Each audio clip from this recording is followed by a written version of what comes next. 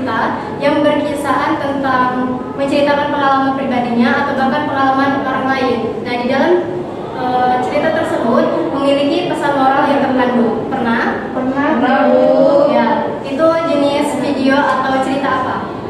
Cerita pribadi seseorang, Bu. Seperti mengisah. Ya, bisa juga kurang tepat, tapi apa? Saya ada ya.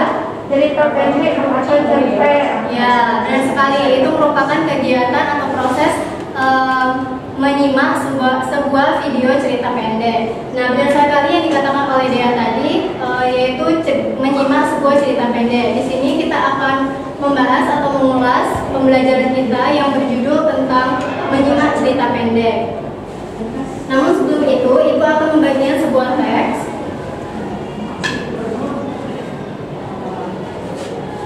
Nah, di dalam teks itu kalian untuk menelaah atau menganalisis pengertian cerpen atau bahkan ciri-ciri dari cerpen sesuai dengan pemahaman kalian.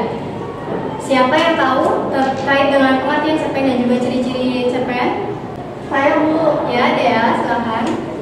Cerpen adalah sebuah karya sastra pendek yang bersifat fiktif dan mengisahkan tentang suatu permasalahan yang dialami oleh tokoh secara ringkas, mulai dari pengenalan sampai akhir dari permasalahan yang dialami tokoh. Ciri-ciri cerpen yaitu yang pertama, memiliki puncak masalah dan penyelesaian. Yang kedua, memiliki struktur dan unsur pembangun cerpen seperti tokoh, latar, setting, dan sebagainya. Yang ketiga, yaitu memiliki nilai moral yang terkandung. Ya, benar ya yang dikatakan oleh Dea tadi teman kalian, bahwasanya cerita pendek adalah karya sastra yang bersifat fiktif yang dalam cerita tersebut menceritakan sebuah penyelesaian dan juga konflik yang terjadi dalam cerita tersebut. Namun dalam cerita pendek tersebut memiliki tokoh dan juga alur yang singkat. Itulah yang menyebabkan bahwasanya cerita pendek ini dapat disimak hanya dalam satu sekali duduk. Dan biasanya dalam cerita pendek ini hanya berkisaran 10.000 kata saja, jadi tidak banyak seperti novel. Selanjutnya, tadi juga ada ciri-ciri cerpen yang disampaikan oleh Dea. Terdapat struktur dan juga unsur pembangun dari sebuah cerita pendek tersebut. Nanti akan Ibu jelaskan satu persatu ya. Dari sini Ibu akan menjelaskan terlebih dahulu jenis cerpen. Jenis-jenis cerpen ini terbagi menjadi dua, yaitu jenis cerpen berdasarkan jumlah katanya dan juga jenis cerpen berdasarkan teknik mengarangnya. Di dalam jenis cerpen berdasarkan jumlah katanya ini terbagi menjadi 3 tipe. Yang pertama yaitu cerpen mini atau flash, yaitu cerpen yang jumlah katanya kisaran 750 sampai 1000 buah jumlah kata. Jadi sangat singkat. Selanjutnya ini tipe cerpen yang ideal. Cerpen dengan tipe ideal ini berjumlah kata antara 3000 sampai 4000 jumlah kata.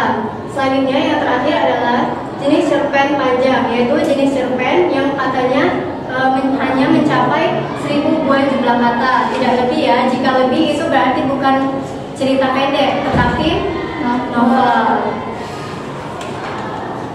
Nah, selanjutnya ini jenis cerpen berdasarkan teknik mengarangnya. Ada 2 tipe. Yang pertama yaitu cerpen sempurna. Cerpen sempurna ini memiliki tema atau endingnya itu mudah untuk ditebak. Nah, dalam cerpen sempurna ini mengapa bisa ditebak? Karena temanya itu sangat jelas dan menurut, yang itulah yang menyebabkan bahwa cerpen sempurna ini bersifat konvensional, yaitu bersifat realita. Jadi itulah yang menyebabkan yang mudah dipahami.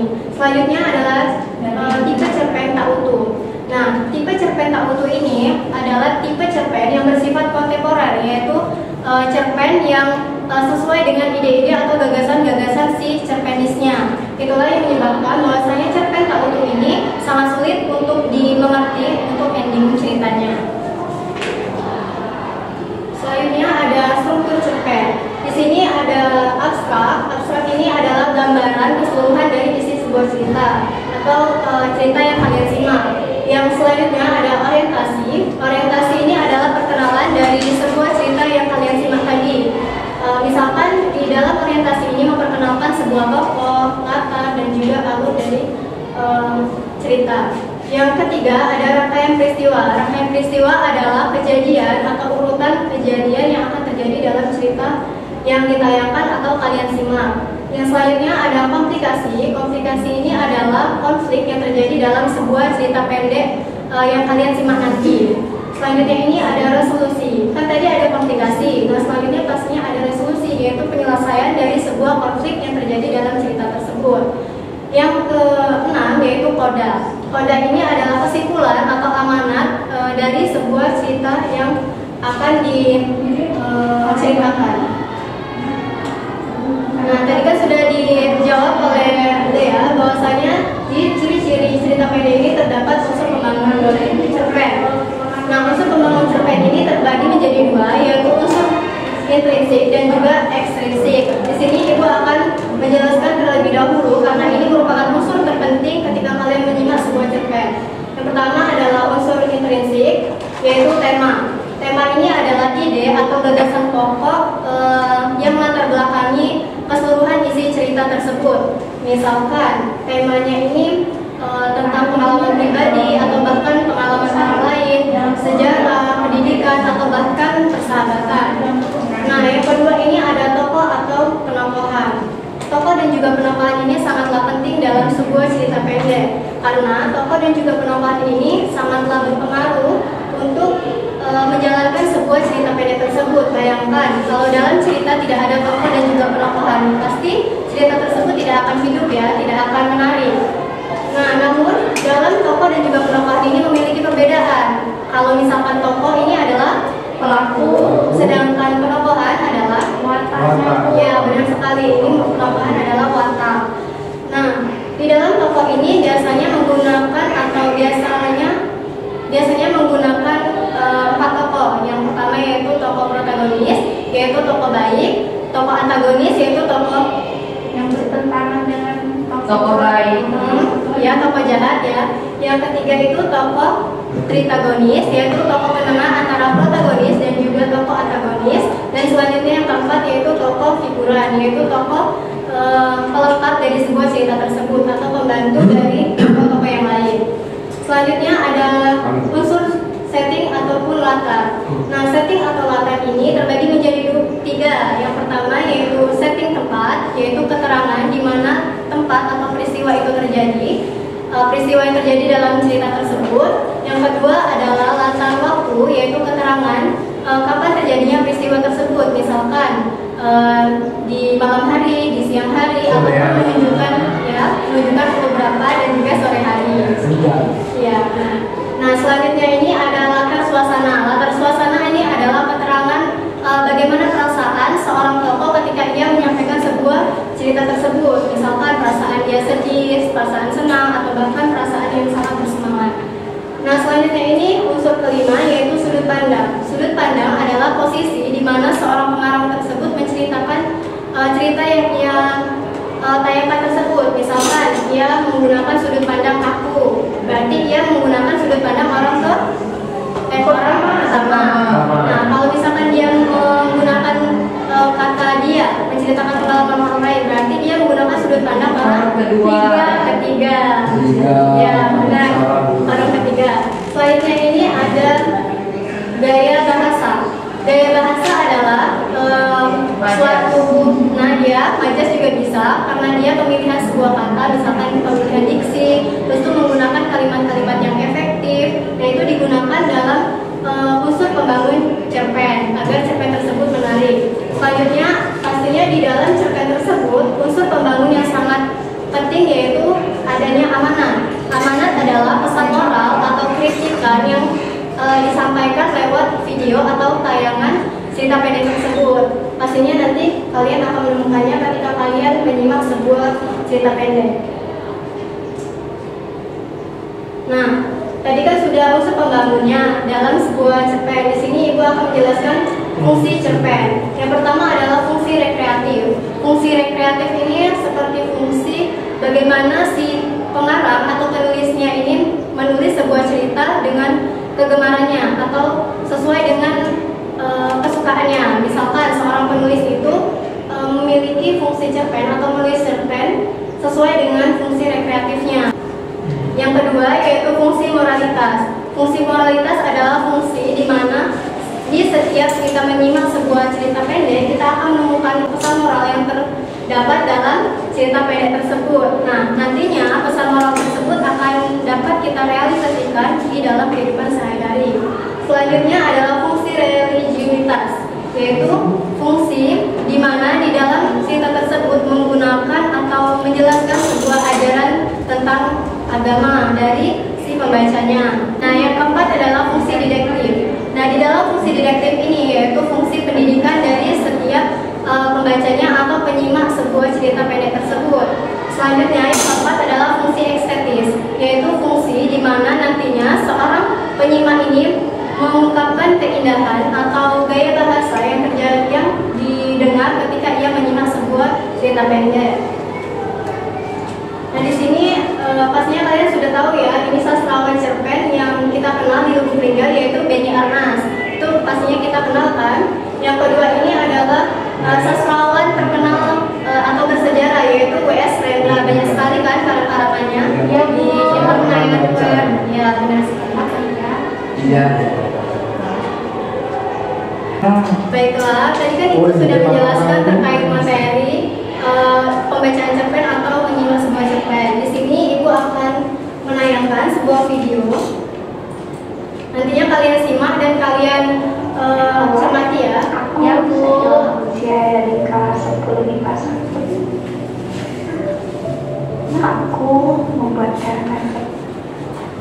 Meskipun begitu, aku adalah salah satu seseorang yang punya mimpi besar untuk kuliah dan belajar di luar negeri, yaitu di Oxford University.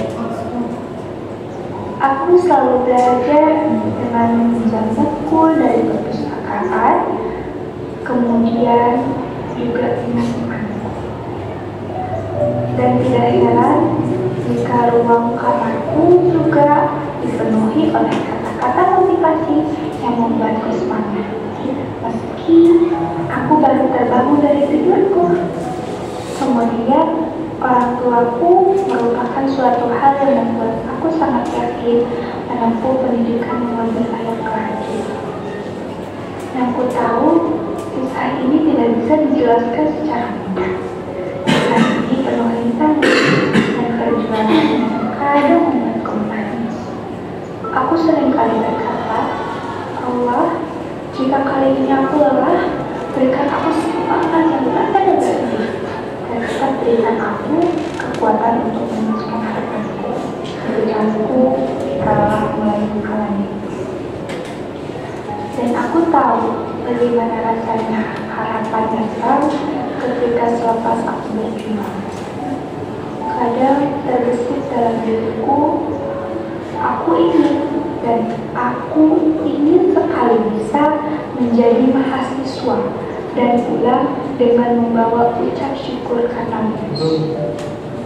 Suatu malam, ketika aku sedang belajar, orang tuaku mengetuk pintu dan masuk ke kamar.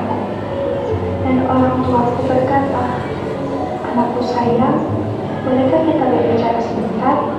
Maka aku pun langsung mendengarkan dan memahami setiap perkataannya dengan sangat baik. Lalu, ibuku melanjutkan perkataannya yang akan disampaikan. Ibu dan ayah tidak bisa memberikan apapun untukmu selain doa yang kalian panjatkan. Dan apakah ibu bertanya, apakah kamu yakin untuk berkuliah di sana? Kami khawatir sekali, Nak, dengan biaya kamu kuliah di sana. Kami orang tidak berada, bahkan untuk makan sehari-hari kita susah. Sontak, setelah mendengar ibu berbicara seperti itu, aku langsung nangis dan berkata, Ibu, ayah, percaya kepadaku. Aku akan berusaha semaksimal mungkin untuk kuliah di sana, dan Natasha berjanji tak akan membebani ibu dan ayah. Natasha sudah yakin dengan pilihan Natasha sendiri. Yang terpenting, ibu dan ayah selalu mendoakanmu, dan itu merupakan hal yang sangat berarti. Ibu,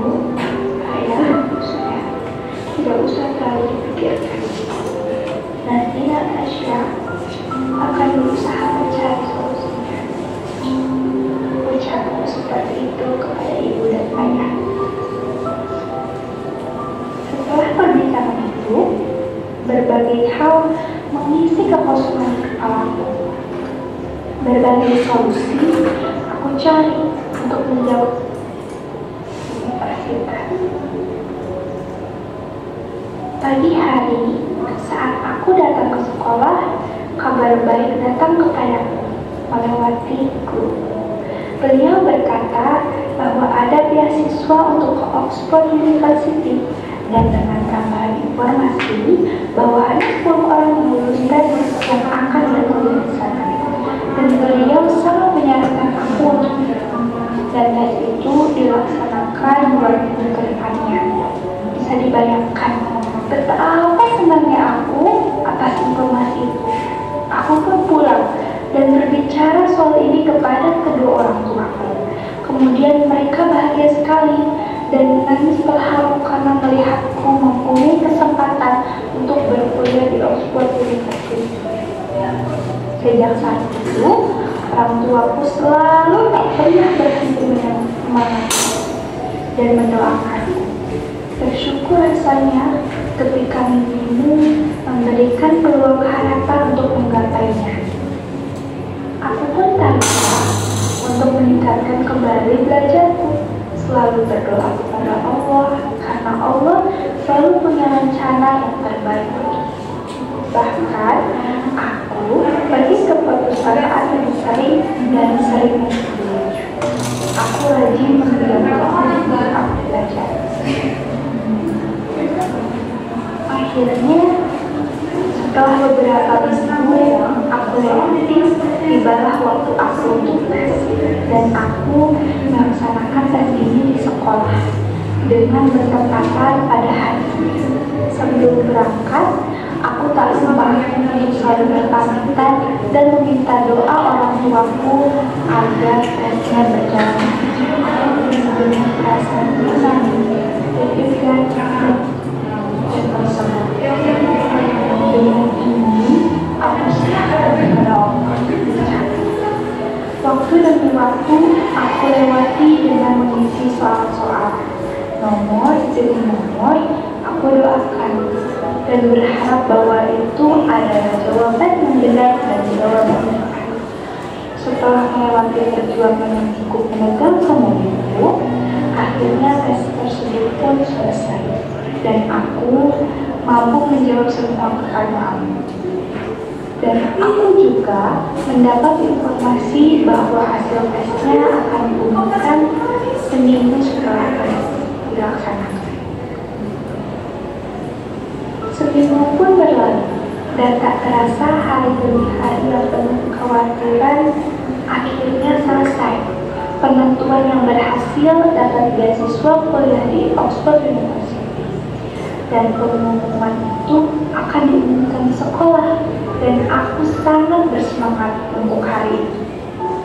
Aku selalu berucap, jika aku lulus, aku akan sangat bersyukur atas pemberian dari Allah.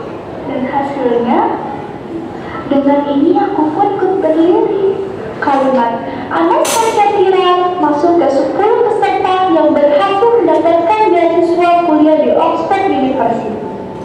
Rasanya senang, berpadu dengan sedih, terharu, dan tidak menyangka atas ini. Bayangkan saja, dari 1000 peserta di Indonesia, aku adalah salah satu dari 10 besar yang keterima. Ini adalah awal di mana mimpiku yang penuh harapan. Aku pulang dengan berlari, langkah demi langkah aku rasakan kebahagiaan. Hingga tiba di rumah, aku memeluk kedua orang tuaku dan berterima kasih atas semua doanya. Tiada yang mampu diucapkan lagi selain rasa syukur.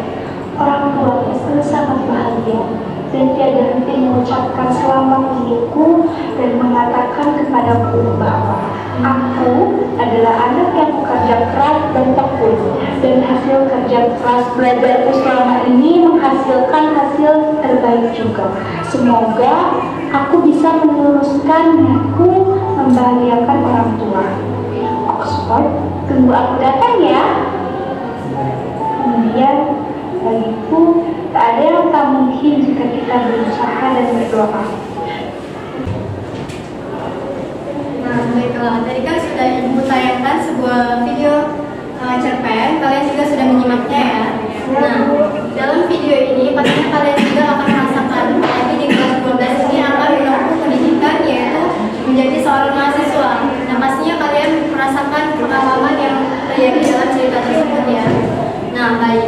Untuk proses pemahaman kalian dan juga analisis kalian untuk menyimak sebuah video cerpen yang telah disajikan, di sini dalam unsur pembangun cerpen ada tema. Kalau dari video yang telah disajikan, apa tema yang terkait dalam video tersebut? Saya Bu, Yang dibikin itu dari video yang ditayangkan tadi yaitu tentang sebuah mimpi seorang gadis yang tidak pernah berputus asa untuk mencapai cita-citanya. Ya, benar ya yang dikatakan oleh dia. Lalu ada tokohnya. Di situ ada tokoh siapa saja di dalam cerita itu? Aku Ya, kalau itu kan aku itu tokohnya. Kalau tokohnya, kalau si aku ini kenapa? tidak punya putus asa, Ya, kalau orang tuanya? mensupport untuk anaknya. Ya, benar ya. Lalu unsur yang ketiga yaitu latar dari sebuah cerita pendek tersebut, di mana latar waktu, tempat, dan juga suasananya. Malam hari, Ya, itu latar waktunya. ya, siang hari, di rumah, di kamar, di sekolah. Latar tempatnya di rumah tadi saya lihat, di kamar, di sekolah. Latar suasananya sedih, sedih Ya, sangat. sedih dan tapi di Menghayati. akhir ya sedih dan menghayati. Ya. Namun di akhir ada bahagianya ya, Iya. ya karena dia mendapatkan beasiswa dan juga keterima di universitas impiannya. Karena kesedihan itu akan membuahkan hasil. Ya, benar yang dikatakan oleh Yunus tadi, tepuk tangan dulu. Baiklah, tadi kan sudah latar. Setelah itu ada apa lagi? Alurnya. Nah, dalam cerita yang Ibu tayangkan berbentuk alur maju atau mundur? Maju, karena dia secara ringkas menceritakan pengalaman dari awal hingga penyelesaian akhir dari cerita tersebut ya. Selanjutnya ada sudut pandangnya. Dia menceritakan posisi dari pengarang itu sebagai siapa? Sebagai aku, Ya, pada orang pertama. Ya, seolah-olah yang menceritakan pengalaman pribadinya ya. Selanjutnya ada apa lagi unsurnya? Gaya bahasa Ya, gaya bahasanya menggunakan gaya bahasa apa? menggunakan majas metafora, yaitu majas yang indah, memukau dan menyentuh hati pendengarnya. Ya, pastinya kalian juga menyentuh hati kalian ya ketika kalian menyimak sebuah video yang Ibu tayangkan tadi. Selanjutnya ada amanat. Siapa yang tahu amanat dari video yang telah Ibu tayangkan tadi?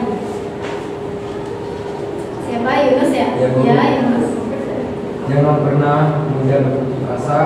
Jika memiliki tujuan dan cita-cita, setiap kesulitan pasti akan ada kemudahan. Nah, ya benar sekali yang dikatakan oleh Yunus tadi ya untuk amanatnya. Tentunya itu sangat memiliki pesan moral dan juga berguna tentunya pada kalian yang sudah menyimak dan juga menghayati cerita pendek yang telah Ibu sajikan tadi. Baiklah, siswa-siswi Ibu, pembelajaran kita sudah usai mengingat waktu yang terbatas. Ibu lanjutkan pada minggu selanjutnya dan terima kasih atas perhatiannya. Ibu ucapkan wassalamualaikum warahmatullahi wabarakatuh.